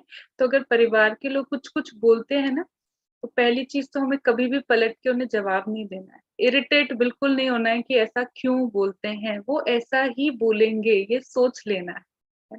वो ऐसा ही बोलेंगे, इसके सिवाय उनसे बिल्कुल भी डिस्टर्ब नहीं होना है कि ऐसा क्यों बोलते हैं, इनको क्यों बुरा लगता है मेरा सुनना, मुझे तो अच्छा लग रहा है। और जबरदस्ती की खींचतान अपनी बुद्धि में कि वो मना कर रहे हैं, हम सुन रहे हैं, हम उनको एक बार बैठ के प्यार से समझा दें कि मुझे ये सुनना अच्छा लगता है, मुझे इसको सुनने से XYZ जो भी फायदा हो रहा है वो आपको शेयर करना है। और उसके बाद फिर वो कुछ बोलते हैं तो उनका कटाक्ष या उसका पलट के जवाब देना वो कभी नहीं करना, सिर्फ मुस्कुरा के आगे बढ़ जाना है। आपको भी ज्ञान सुनते रहना है, ना उनको डिस्टर्ब करना है, ना खुद डिस्टर्ब होना है कि वो डिस्टर्ब तो हम डिस्टर्ब तो वो डिस्टर्ब, है ना। अभी तो यही केमिस्ट्री चल रही है ना हमारी, सारा इधर से इधर कनेक्टेड है। तो इसलिए अभी हमको सुनते सुनते सुनते जाना है, जब तक हम अपने जीवन में ऐसे अनुभव नहीं कर लेते इतने स्ट्रॉन्ग कि अब पूरी दुनिया चाहे कुछ भी कर ले, हम इस रास्ते को नहीं छोड़ेंगे, इसी रास्ते पर चलेंगे, तब तक एकदम शांति से चुपचाप आगे बढ़ते जाना। ओम शांति। सभी भाई बहनों के बहुत क्वेश्चन आ रहे हैं, जिससे पता चलता है अगर जिज्ञासा है तो माना आपने उसको समझने की कोशिश की है, अंदर आप उसे जीवन में धारण करने की भी कोशिश कर रहे हैं। तो सभी भाई बहनों के, क्योंकि आज समय की सीमा है, तो कल हम सारे प्रश्न लेंगे जिनके भी क्वेश्चन आ रहे हैं, चाहे वो डॉक्टर मुकेश जी हैं, जिग्नेश जी हैं, जो भी हैं, सबके हम क्वेश्चन कल लेंगे। ज्ञान से आधारित और आपके जीवन से रिलेटेड कोई भी क्वेश्चन है, आप कल उसको जरूर आप हमारे साथ क्वेश्चंस को शेयर करिएगा। कल सिर्फ प्रश्न और उत्तर का ही सेशन रहेगा, क्वेश्चन आंसर सेशन ही रहेगा। जो YouTube में भी भाई बहन हैं वो भी अपने प्रश्न वहां पे चैट में डाल सकते हैं, वहां से भी आपके प्रश्न को लिया जाएगा। तो कल हम लोग ये पूरे आपके प्रश्नों को लेने की कोशिश करेंगे। Thank you. ओम शांति।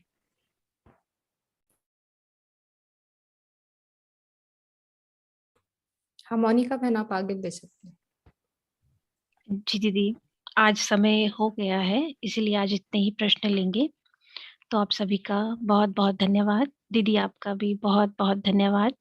तो प्रश्न जरूर भेजिए। और वैसे भी जिसने बहुत गहरी भक्ति की, लोगों ने उसे भी पागल कहा, मीराबाई को भी कहा, बावरी कहा उसे, तो हम तो फिर भी डायरेक्ट भगवान से जुड़ रहे हैं। तो इतना तो मिलेगा ही, क्योंकि सतयुग में जाना है, बहुत लंबी दौड़ है। तो आगे बढ़िए और छोटी छोटी बातों को अनदेखा कीजिए। Thank you. ओम शांति।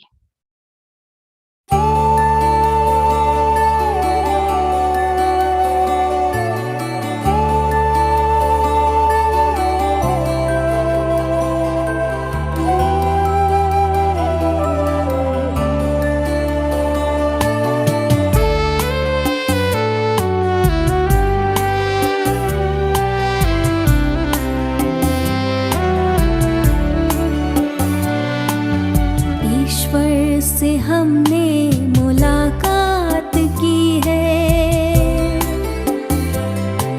मन भावनी सी मधुर बात की है। ईश्वर से हमने मुलाकात की है, मन भावनी सी मधुर बात की है। खुशी हमको प्रभु से मिलन की, मिली है खुशी हमको प्रभु से मिलन की। वरदानों की हम पे बरसात की है, वरदानों की हम पे बरसात की है। ईश्वर से हमने मुलाकात की है,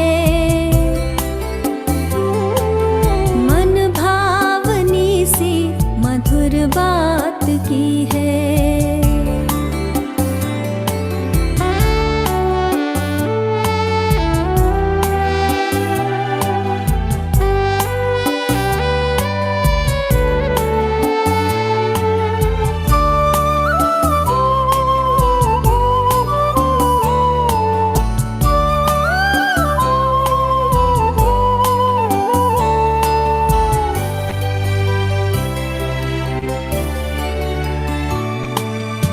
धरती सी है धीरता हमने पाई, मन को गगन सी मिली है ऊंचाई।